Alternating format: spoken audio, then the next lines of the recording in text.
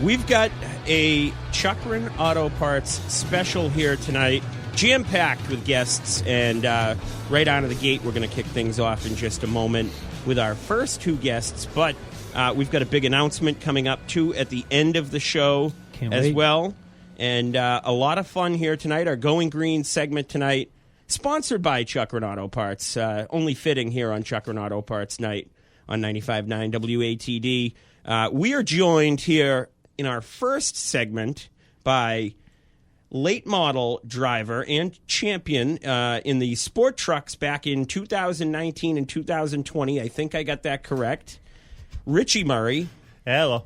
And, of course, his sister, 2022 and 2023 Sport 4 champion, Crystal Murray. Hello. So it's a Murray family affair here for the first segment. Obviously, for those who have listened to the show for the last couple of years, we had both of you guys on during our Seekonk Roundup segments over the last year or two, especially a little bit this year, talking about your division you were racing in. Richie races on Saturdays. Crystal, you race on Fridays.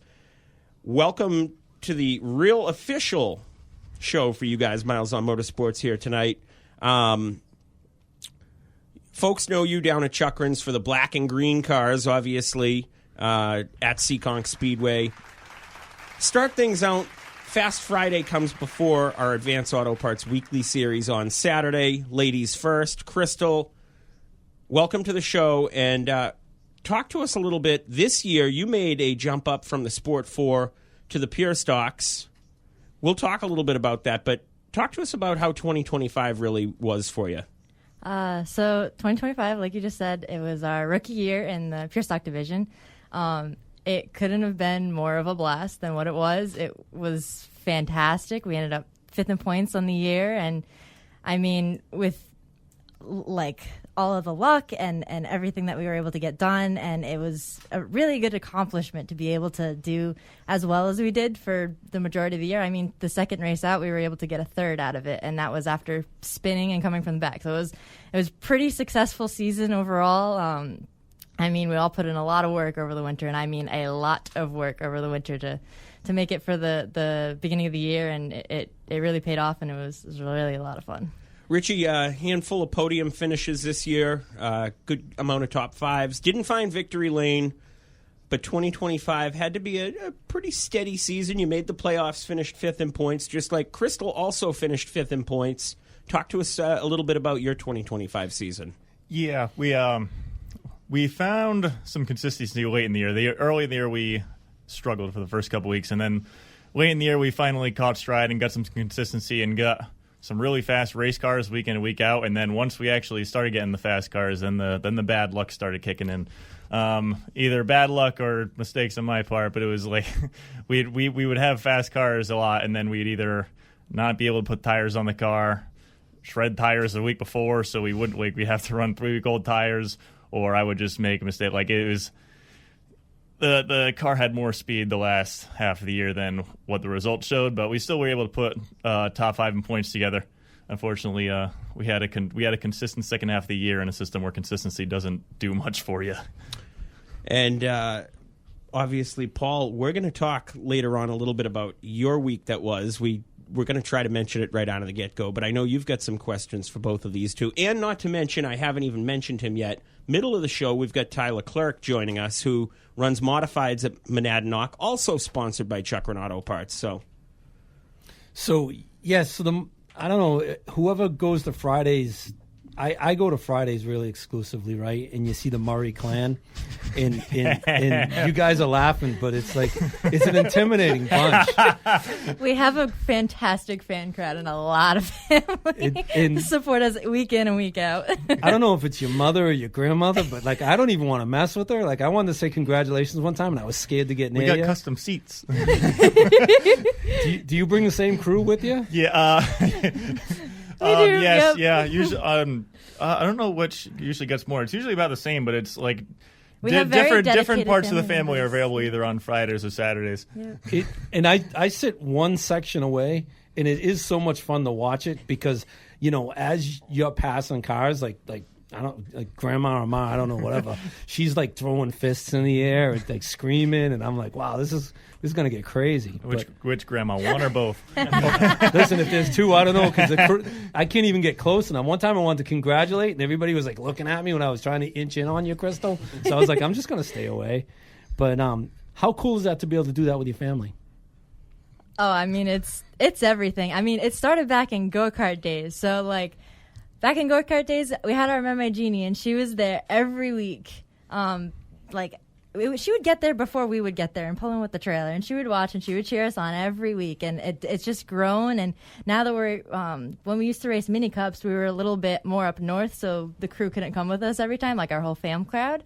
And now that we race at Seekonk every week, it's really, really nice to be able to have everybody there and support, and half of them spend all week in the garage with us too, so it's great. That's really cool. So Crystal, you made the jump last year from Sport 4 to Pure Stock, and I'm not gonna say one division's harder than the other based on, say, car size or engine size, but to me, the Pure Stock division looks very competitive. More than the Sport 4 was, maybe. Yeah. How'd you make that transition? Yeah, so I feel like the transition for me was like it was a different type of driving. So basically, in the Sport 4s, I kind of felt like I was racing an open wheel race car every once in a while. You got to be pretty careful and not like wheel hop, basically, and you can get yourself in some dangerous situations. In the Pure Stocks, it's like everybody's just dooring each other, and this is what you do. This is how you race. Right. So it was that different piece was pretty fun to learn for our rookie year. But yeah, I mean, I was in the Sport 4s for so long. I mean, the division has had so many like sways. It was like crazy competitive. I mean, the first year that my brother and I were in 2018, my brother had to race a Conti in order to get in the division. Wow. It was a tough. It was a packed division, and it was full. And then, like as the longer we got in, the competition just kept rising and rising with us. So then it was really cool. So it was a lot of fun all those years. I mean, I think we ended up 20 wins on that car between me, my brother, and AJ this past the end of the season. Yeah, that's a fast car. It's served us very well, and it was a lot of fun. And now in the Pure Stocks, it's a whole different ball game. Like in the Sport 4s, like you could take your time with each pass, because like odds are if you just wait it out, you'll be able to figure out the pass. You got enough laps, you'll figure it out. And like you got to go, but you kind of set it up a little bit more. The Pure Stocks, it's like if you're not starting up front, like you got to make sure you get your way through, because it's very difficult to make your way through and pass. But that's part of the fun. That's part of the challenge, and it's part of the racing experience in the Pure Stock division. It's really good. One lap spectator drag. You versus you. Same exact car. Exact car. What car is it though? You gotta this is you gotta specify which car and whose setup is in it, because we went through this. So you know how Seekonk does the exhibition race in the Pure Stocks at the end of the year, right? She likes a lot tighter car than I do. So that last race. So she had her practices and time trials and everything. And I went out for my practice, and I was 4/10 slower than her with her setup in it, because like I can't stand driving a tight car, and I couldn't like figure it out in the amount of laps that I had. So and even when we were splitting the ride in the Sport 4, we had two different sets of front springs that we'd switch out between me and her, because like I just like the looser race car, and she likes it tight. Yeah, the first year of the Sport 4s was a lot of fun, because I think it was like 14 races. I think we gave each other 7 races apiece or something. You ended up with 2 wins, a DAV win, Rookie of the Year against me. Yeah, and then it was. I ended up with a win too. But the times that we have raced heads up. Actually, the last time we raced heads up against each other was probably go karts or mini cups. But I want to say like one of the best battles I can remember between the two of us is probably Woodstock Fair. That was a good one. Yeah, that was a good before it battle. shut down. Yeah. Yep. We ran the Woodstock Fair in our go karts. Was that dirt? No, nope, it wasn't. It was asphalt. Yeah, at Woodstock Fair, it had it was a D shape, like not a D, but it was kind of like the shape of Claremont. Yeah. So you have like a really, really tight entry at turn 3, and 1-2 kind of feels like one of after racing it. If you turn 1 and 2 felt like 1 and 2 of Star, and then turn 3 and 4 I haven't raced Claremont, but it looks like what Claremont would be. It's tight. It was It's a tight, cool yeah. track. Yep. And it's a shame that's gone, but that was a good battle. I think that video still exists on Murray Family Racing somewhere. I think you can hear my mom in the background because we were crossing each other over, and you're like, "Oh, Richie, what are you doing?" Yeah. So now, if I had to take a guess, Richie, I think you're a couple of years older than Crystal. Backwards. Actually, backwards. Yeah, I'm 2 years Really? older than my brother. Yep. Yeah. All right. So, Richie, you've been doing a lot of the PASS Tour, American Canadian Tour. So you don't strictly run Seekonk. You've run some other tracks. Talk to us a little bit. I know you were primarily focused this season on Seekonk, but talk to us a little bit about maybe the past year or two running some other tracks. What other tracks stand out to you? So I'm going to be completely we have had intentions to go around different places more than what we've done, because what ends up happening is that we start in the beginning of the year we're going to go run other tracks, and then this year especially you get 3 or 4 races into Seekonk and you have a halfway competitive car and you're in the points. You don't want the points start dictating. Exactly. And then so there's only 1 or 2 off weekends that Seekonk has where somewhere else runs, and then you don't want to go to a track that say we want to go to White Mountain, right? I've only actually before last week I've only ever ran actually 1 race at White Mountain. It didn't really go that great because it was the first time you show up to a track, you don't know what to put in for a setup, so you Well, and then you blew an engine. Yeah, that's why I said I only really raced once, because the second time I don't even count. But you don't want to show up to a track when they have a real big event going on, because you're gonna have this competition is gonna be much stiffer. So you don't want to go make a fool of yourself when there's 24 cars and way more eyes on it. That's why last week we went to White Mountain for a weekly show just to try to get our bearings underneath of us.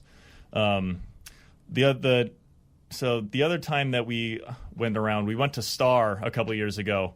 We went to Star. We ran the Star Classic. We had a good car at Star. I think I got 4. Yeah, I got 4th, right? Yeah. That Star, I do like. The Star is a fun track. It's like I said, it's very similar to the track I ran in a go-kart. So it's it's a lot more brake heavy, and it's a lot more throttle control than I think Seekonk. Seekonk, you have to manage the throttle, but you carry a lot more momentum at Seekonk. Whereas Star, you got to manage the throttle a lot more, manage the brakes a lot more. It's a lot more precise line, and you're up on the wheel. It feels like you're up on the wheel a lot more at Star than Seekonk. Seekonk, you're trying to just be as smooth as possible. White Mountain, I got to get it through my head at White Mountain that you just got to mat the gas when you get halfway to the corner and just do what I keep trying to play with the throttle coming off the corner. You just got to mat the gas and do that. You gotta let the bank work. Yeah. Yep.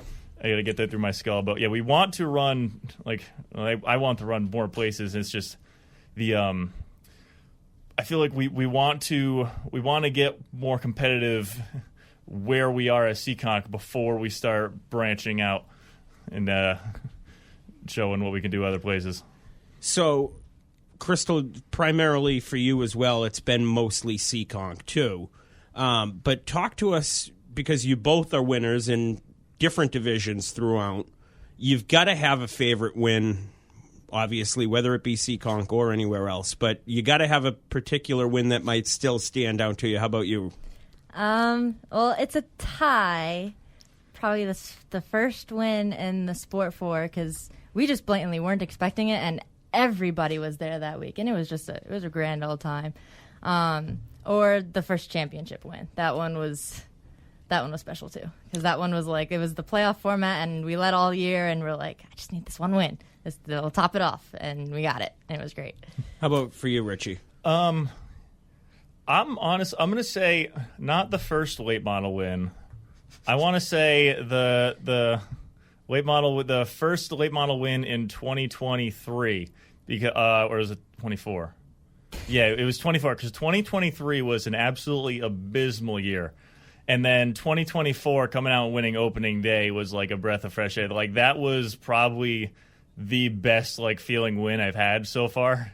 I don't really think even the first late model win or the first truck win. The first late model win was cool. That was I was pumped up for that. But that late model win in the first one in 2023, that one was a good one. So about the late models, right? So that's a competitive group right there. I mean, how difficult is that performing in that group every week? So there's been a bit of turnover the past couple of years. Like I would say, like racing with Jerry the first couple of years in that division. That was fun racing with Jerry D. Sperry. This year especially, there had like actually this can apply to every year I've been in the late models. There is always 7 cars minimum that can go out and win every single week.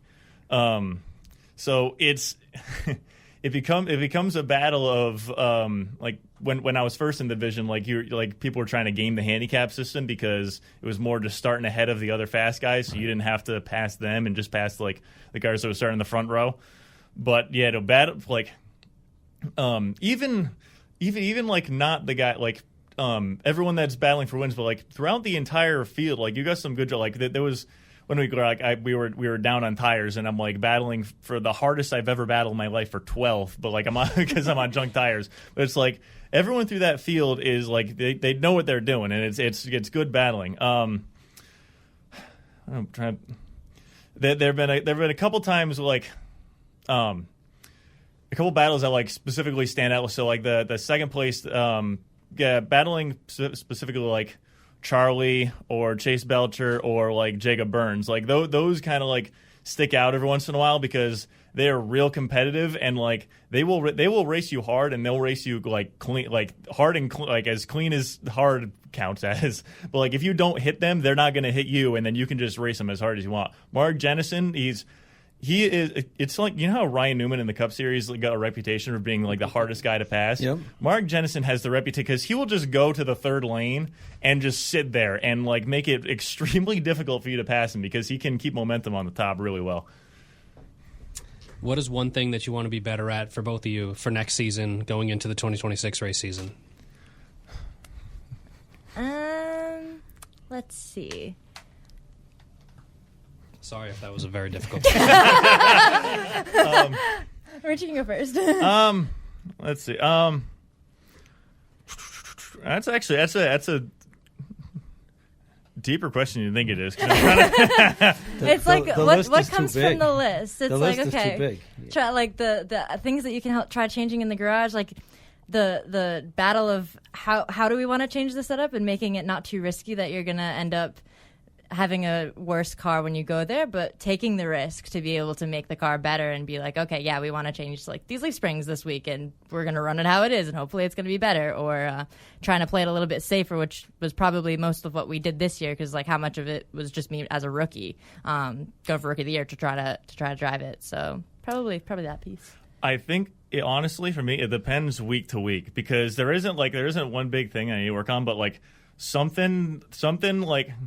Because I always like you try to drive to you want to drive so that like I try to make it so that like my driving isn't a factor on how fast the car is. Like you need to show like what the car has for speed, and like if I do something that messes that up in any way, then that's what I'm harping myself on for the next entire week. Like if I do something or if I make a mistake that like makes the end race result not what the car had in it, then like I'm on myself for that in that particular. Like if I do something like over aggressive and stupid and like kick myself to the rear of the field when we had a race winning car, like if I have a bad restart or something, if like I try a line one time and it doesn't work and I cost it like 3, like it's all like, or even going into practice, like if I had like we go out for practice one time and like I don't have a couple good practice laps, so you don't get a good feel of the car for that round. Like there's only 2 rounds of practice you get, and one of those rounds is usually scuffing tires. The other one you're on like some tires that you're trying to figure like.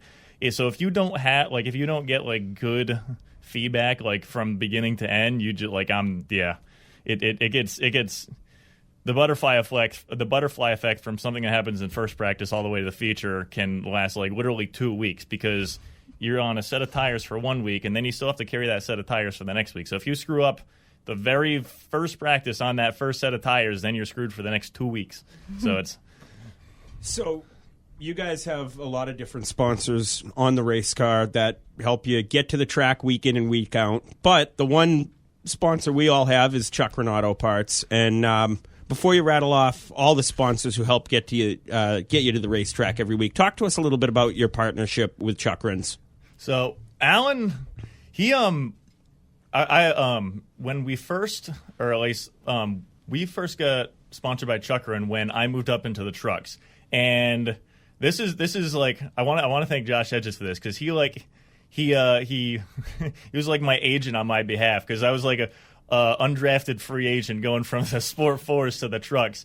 And Alan was just going to stay with Josh because Josh was moving up to a weight model, and I was going to take over Josh Hedges' truck. And then Josh told me, he's like, no, like it was either Josh or either Josh and Danny, both of them or one of them, like advocated for me. He's like, no, this kid, like, he's only been at Seekonk for 1 year, but like he's been racing his whole life. Like he knows what he's doing. So like they advocated for me, and Alan stuck with me in the truck. So like we put him on Crystal's car in the Sport 4, and he's stuck with us ever since then. So he's been a massive help. Oh yeah, all the luck that we've gotten from like he's been on the car since day one at Seekonk. Yeah. Like he has been, and he's been on it the longest. I think we've had sponsors come in and out, but like he's stuck around the whole time, and he's awesome, man.